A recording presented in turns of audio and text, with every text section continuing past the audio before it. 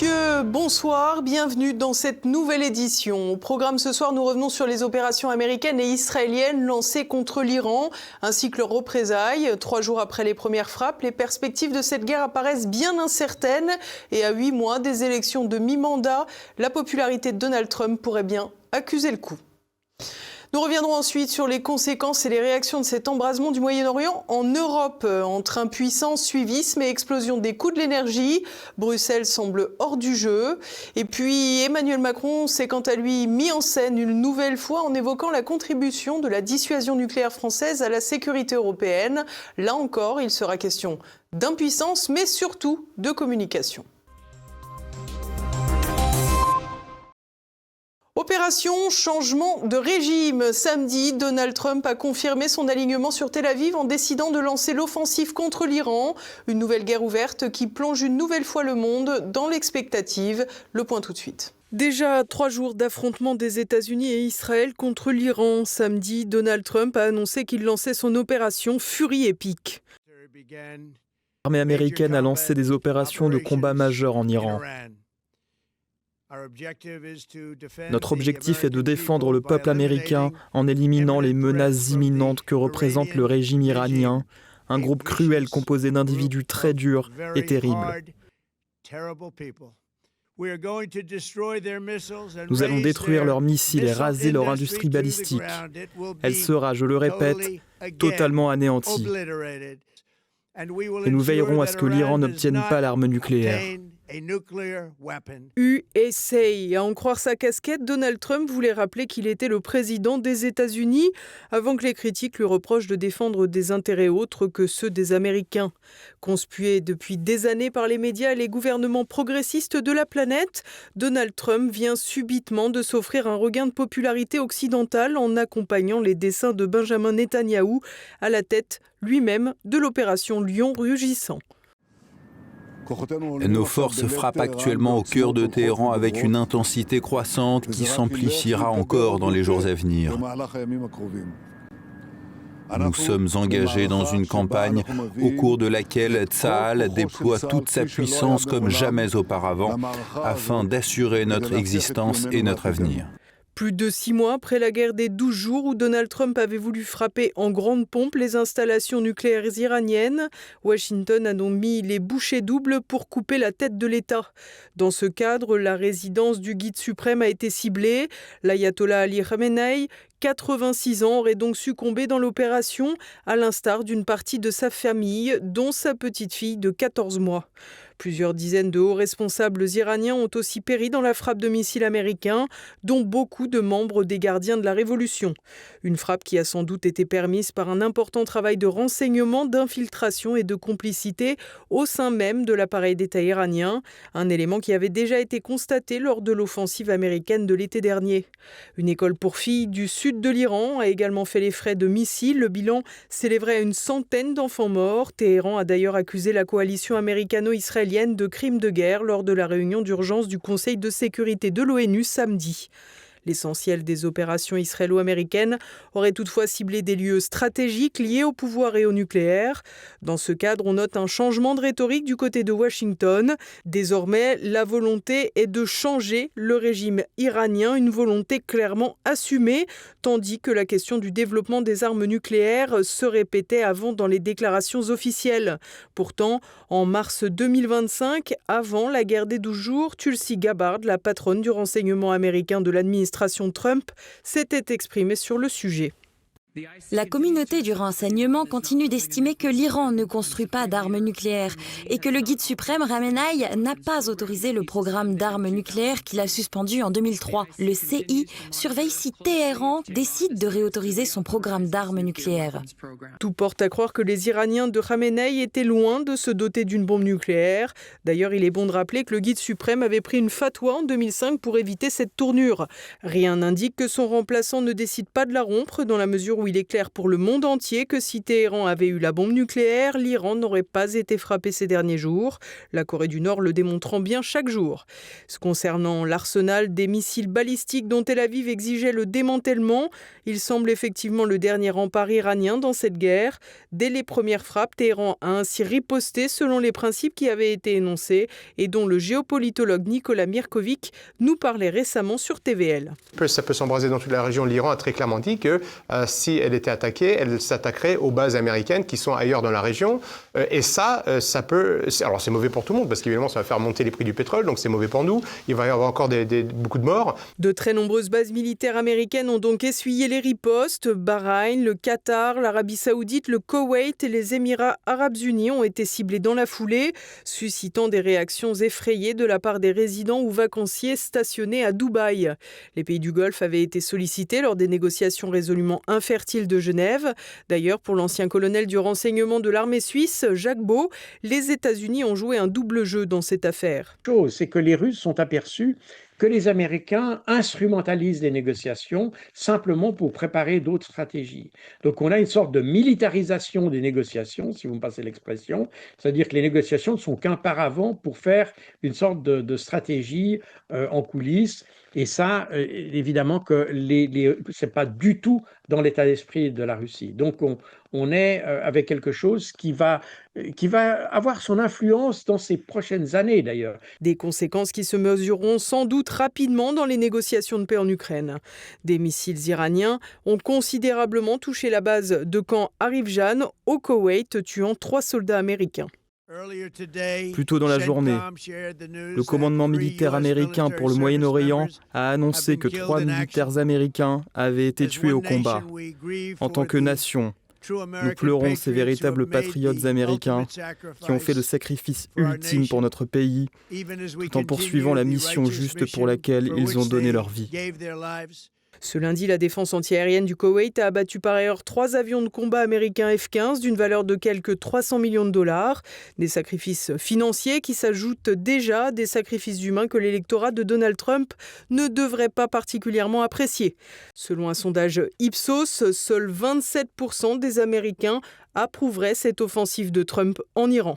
La semaine dernière, avant cette opération, une étude Gallup révélait une véritable révolution dans l'opinion publique américaine, puisque 41% des personnes interrogées déclaraient soutenir davantage les Palestiniens que les Israéliens. Une tendance lourde pour le président à moins de 8 mois des élections de mi-mandat, alors que l'électorat de base de Donald Trump, celui que l'on surnomme souvent MAGA, est bien déboussolé par les dernières initiatives de son poulain. Il est en train de revenir sur ses pas et on peut se demander quelle est la stratégie. Pourquoi est-ce que Netanyahou voit Trump pour la 7e fois ?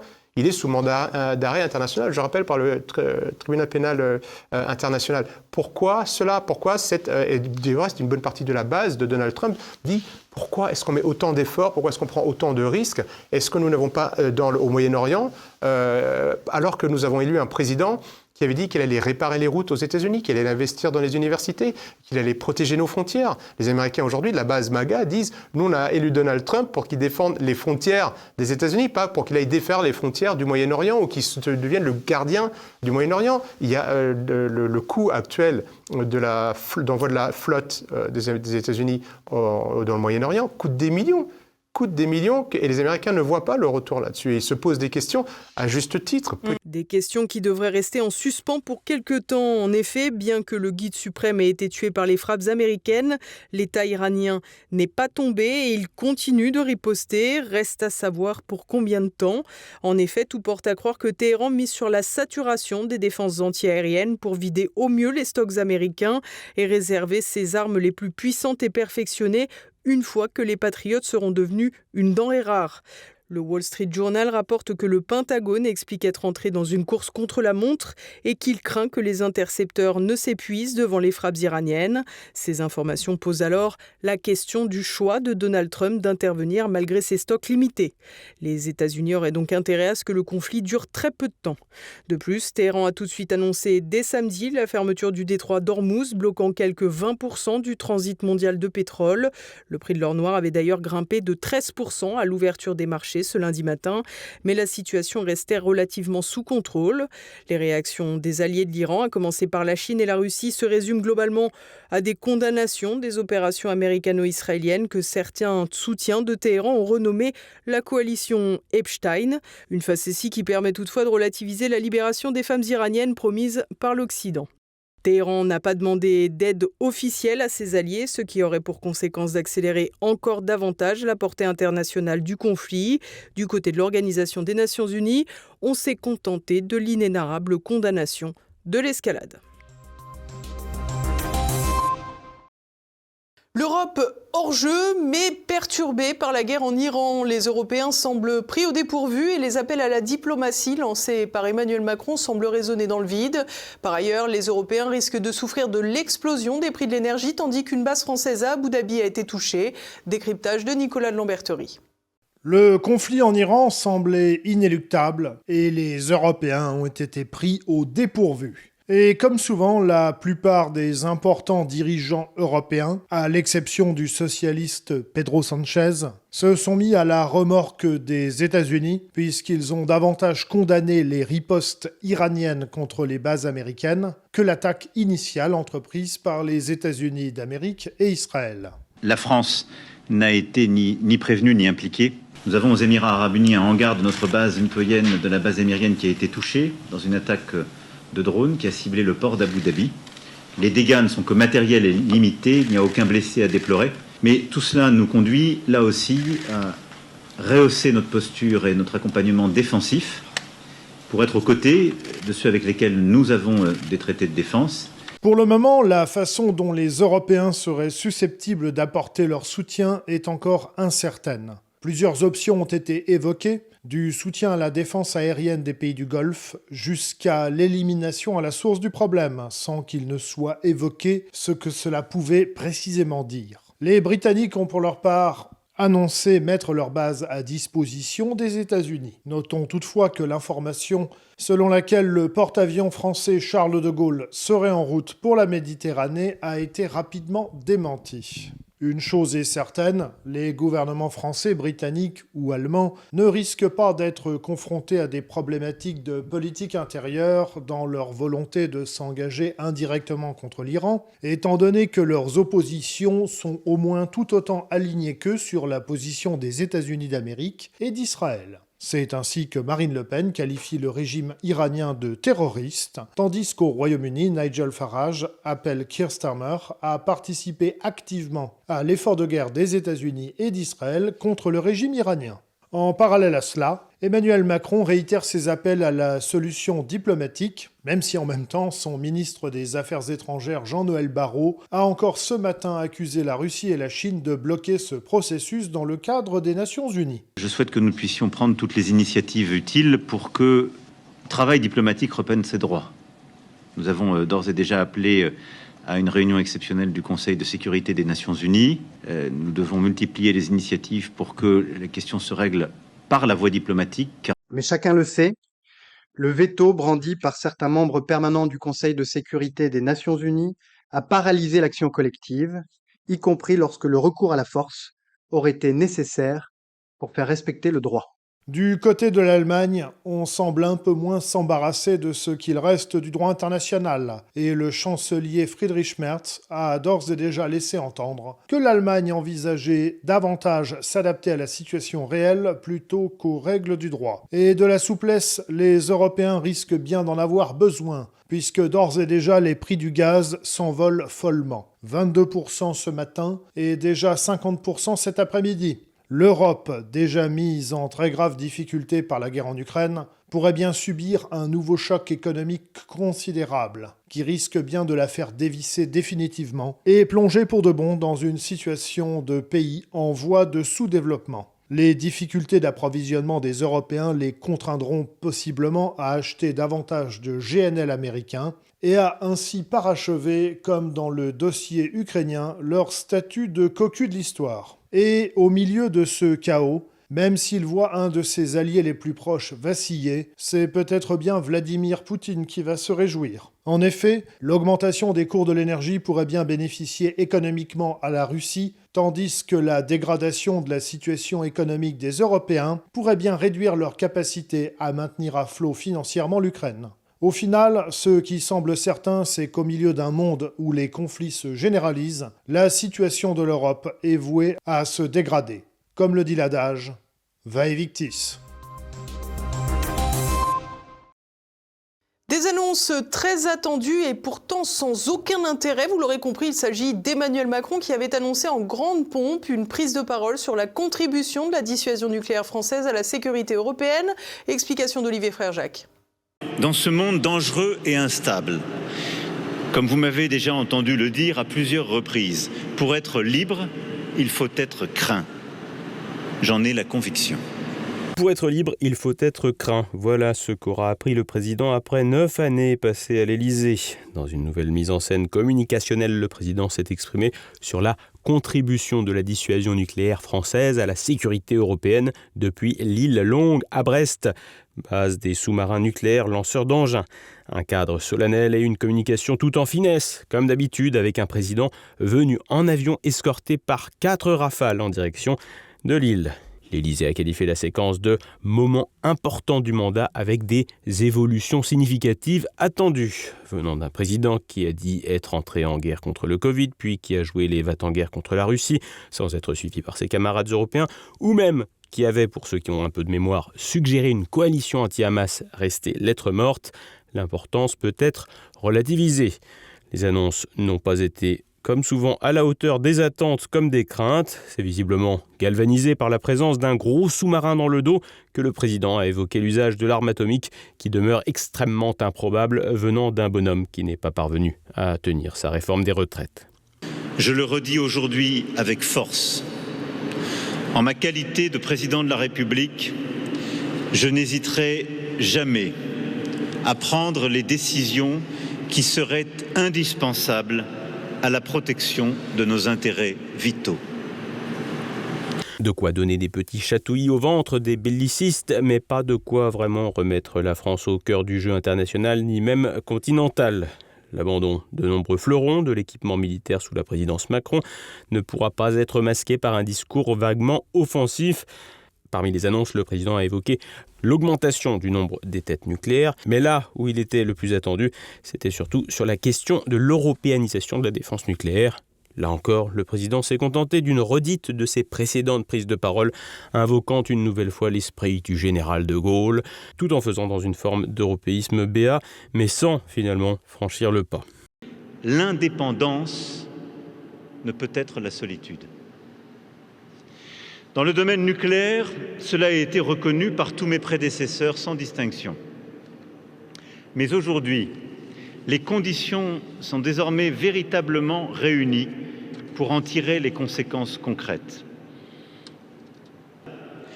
et formuler pour notre époque ce dont le général de Gaulle avait déjà l'intuition. Je crois pouvoir affirmer que nos partenaires y sont prêts. Il n'y aura aucun partage de la décision ultime, ni de sa planification, ni de sa mise en œuvre.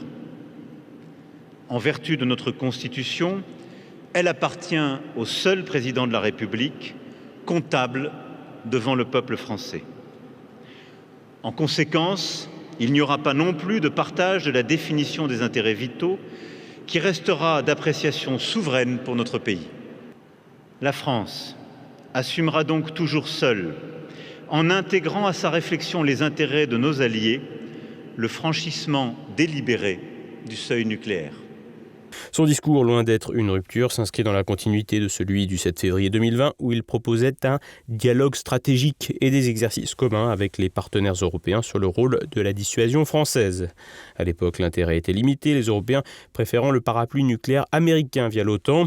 La France restant le seul pays de l'UE doté de l'arme nucléaire aux côtés du Royaume-Uni. Aujourd'hui, le contexte géopolitique a évolué, avec la guerre en Ukraine évidemment, et les doutes sur l'engagement américain avec Donald Trump. C'est donc une nouvelle fois que le président a évoqué la possibilité de partager un peu cette dissuasion nucléaire au niveau européen, une proposition qui avait suscité la défiance, que ce soit à gauche avec Jean-Luc Mélenchon ou dans l'hémisphère droit de l'Assemblée avec Éric Ciotti et Marine Le Pen. Son appel à partager notre dissuasion nucléaire est une hérésie stratégique. la dissuasion nucléaire voulue par le général de Gaulle. Partager la dissuasion, c'est l'abolir. Le feu nucléaire, degré suprême de la souveraineté, est un absolu. Un absolu ne se relativise pas, sauf à ne plus exister. Déclencher le feu nucléaire est indissociable d'une légitimité nationale et populaire. Une légitimité nationale et populaire, deux mots bien étrangers à un président en fin de course qui n'entend pas renoncer à son incontinence communicationnelle et à sa volonté renouvelée de prendre la lumière médiatique. Et l'on poursuit avec l'actualité en bref en France. Un salon de l'agriculture déserté. Dimanche, le grand rassemblement annuel a fermé ses portes après une baisse de 28% des fréquentations. 437 402 visiteurs contre 607 000 l'année précédente. Une explication plausible pourrait être l'absence de bovins qui habituellement attire les familles. Les éleveurs ont renoncé à venir avec leurs vaches après les nombreux abattages décrétés par le gouvernement. Une stratégie motivée par l'épidémie de dermatose nodulaire contagieuse, une maladie qui n'a pourtant pas de danger pour l'homme. De la gauche, comme M. Glucksmann, et je ne sais qui encore, Glucksmann, pardon, après, j'en ai pour des heures, quoi. Blague interdite, Jean-Luc Mélenchon ironise sur le nom de Glucksmann et se fait lepéniser par ses adversaires et la masse médiatique. Plus grave pour la gauche et une grande partie de la presse que la justification du meurtre de Quentin, les traits d'humour de Mélenchon sur son adversaire projet socialiste Raphaël Glucksmann ont provoqué un tollé. Le chef de file des Insoumis a ainsi prononcé Glucksmann puis Glucksmann en clin d'œil à la polémique née de la prononciation du nom Epstein, prononciation qui fait l'objet de débats, certains étant attachés à une prononciation en Epstein. Des voix au PS comme François Hollande et Carole Delga appellent à une rupture complète avec LFI et le centre macroniste appuie, espérant peut-être faire la jonction avec la gauche anti-mélenchoniste en 2027. Un ancien chef des stupes accusé d'importation de drogue. Ce lundi, le procès de 18 personnes s'ouvre au tribunal judiciaire de Bordeaux, impliquant parmi les prévenus François Thierry, ancien numéro 1 de la lutte anti-drogue, et son indique Sofiane Ambly. Une enquête a été ouverte en octobre 2015 après la découverte de 7 tonnes de résine de cannabis dans plusieurs fourgonnettes stationnées boulevard Excelmans dans le 16e arrondissement de Paris, au pied d'un appartement loué par l'indique Sofiane Ambly. Le policier François Thierry aurait monté une opération consistant à laisser entrer la drogue en France pour la suivre et interpeller les commanditaires grâce à des renseignements fournis par Sofiane Ambly. Et selon l'accusation, l'informateur aurait profité de ce marché pour faire entrer des quantités massives de drogue avec la complicité du policier François Thierry. La France accueille Tariq Ramadan pour son procès. Ce lundi, le procès de l'islamologue de nationalité suisse est ouvert devant la cour criminelle de Paris pour des viols sur 3 femmes qu'il aurait commis entre 2009 et 2016. Il encourt 20 ans de réclusion criminelle pour ce procès qui intervient après 8 ans de procédure. Tariq Ramadan n'était pas présent au tribunal, fort opportunément hospitalisé samedi à Genève. Rappelons qu'il a déjà été condamné en Suisse en appel en septembre 2024 à 3 ans de prison, dont un ferme, pour le viol d'une femme. Il a annoncé saisir la Cour européenne des droits de l'homme et déposer une demande de révision du procès en cours de traitement par la justice suisse. Un mois de mars qui commence mal pour les portefeuilles. Depuis dimanche, de nombreux frais hospitaliers s'alourdissent. Le forfait journalier hospitalier passe de 20 à 23 €, tandis que le forfait patient urgence passe de 19,61 € à 23 €. Par ailleurs, plusieurs taxes augmentent. Les colis d'une valeur inférieure à 150 € envoyés depuis un pays hors Union européenne sont soumis à une nouvelle taxe de 2 € par type d'article. L'idée de cibler la concurrence déloyale de plateformes telles que Chine est émue. La taxe régionale à l'immatriculation, la carte grise, augmente en Nouvelle-Aquitaine et en Île-de-France. Autre mauvaise nouvelle pour le budget des familles, la majoration des allocations familiales est versée aux 18 ans du deuxième enfant et non plus à ses 14 ans. Continuons à présent avec le reste de l'actualité internationale.